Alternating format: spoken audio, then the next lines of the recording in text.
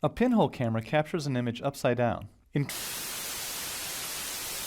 Ok, bonjour à tous. On va continuer un petit peu notre exploration de Substance Painter. Et on va regarder un élément qui est finalement le dernier élément qu'on n'a pas regardé.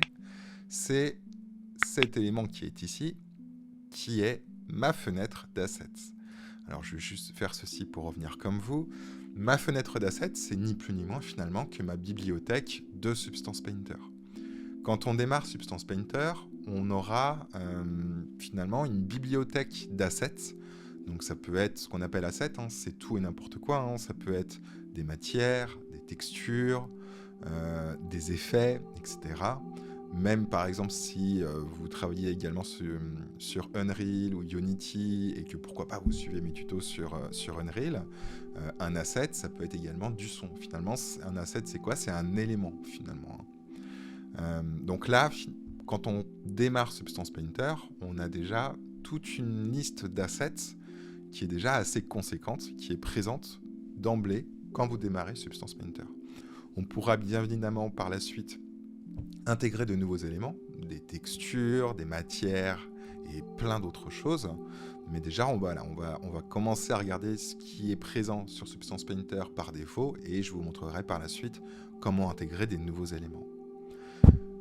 Par défaut, quand on démarre, vous devriez même être comme ceci, c'est-à-dire que par défaut, Substance Painter va vous filtrer la fenêtre d'assets uniquement en affichant les matériels. Pourquoi est-ce que je le sais? C'est parce qu'on voit qu'ici, mon matériel qui est sélectionné, on voit que j'ai un encart qui est gris. En fait, le fond gris est un petit peu éclairé.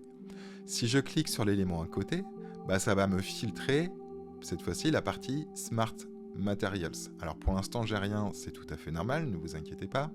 Mais ce qu'on va faire tous, c'est qu'on va revenir pourquoi pas sur le premier, et surtout on va recliquer dessus. Et en recliquant dessus, ce qui se passe, c'est que du coup ça va me permettre d'afficher tout et n'importe quoi. Finalement tous les assets qui sont présents sur Substance Painter.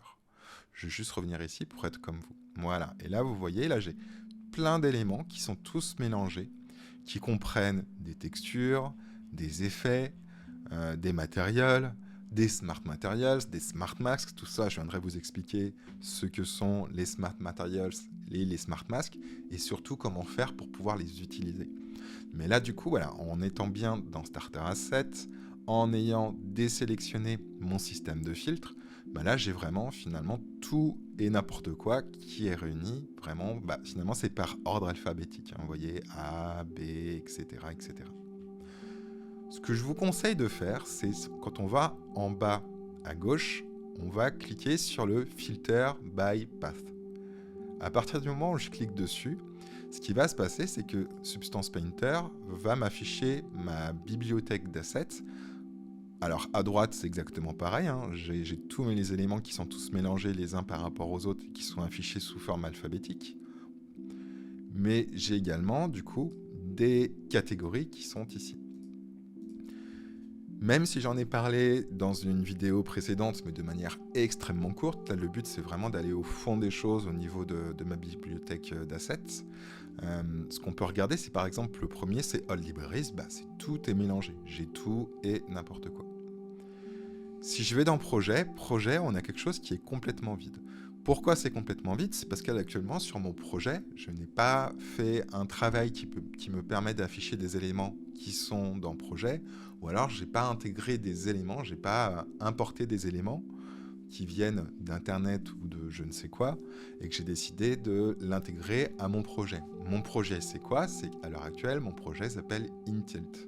Pourquoi? C'est parce que je ne l'ai pas encore nommé, je ne l'ai pas encore sauvegardé ou quoi que ce soit. À la différence de YourAsset, qui est le dernier, le YourAsset me permet d'intégrer des éléments dans Substance Painter, mais c'est des éléments que j'ai décidé d'avoir constamment dans Substance Painter. C'est-à-dire que si j'intègre des éléments dans le projet, ils seront intégrés uniquement dans mon projet. Si je change de projet, ces éléments disparaîtront. Dans YourAsset, c'est des éléments que j'ai décidé d'avoir tout le temps. Donc là, j'ai dû formater mon PC il n'y a pas si longtemps que ça, donc j'ai beaucoup moins d'éléments. Mais au fur et à mesure que vous viendrez intégrer des choses dans YourAsset, vous pourrez avoir comme ça une bibliothèque qui est assez conséquente.